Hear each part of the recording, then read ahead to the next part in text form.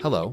Today we're going to talk about the hidden cost of AI-generated code and why the bill is already arriving for companies that aren't paying attention.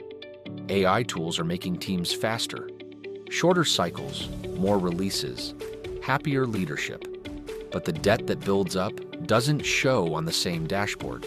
It shows up in the incident that took 3 weeks to close, or the sprint where velocity collapsed and nobody could explain why. Week 1 looks great. By week 5, the code base is quietly duplicating itself. By week 12, the speed is completely gone.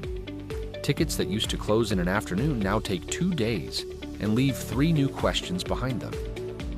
This stops being an engineering conversation fast. A breach traced back to code nobody fully understood. A release that slips. A rebuild that costs several times more than the original savings.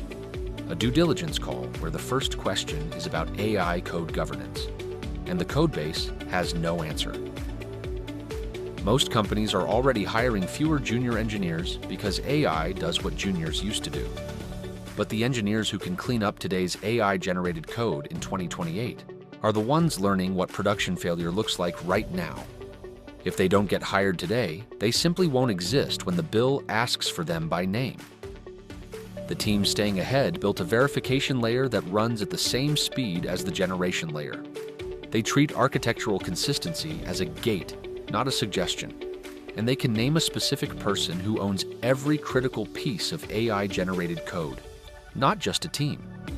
AI is both a capability multiplier and a debt multiplier.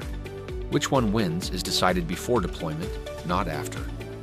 Without a verification layer, you're running a credit card with a variable interest rate and a statement nobody has opened yet.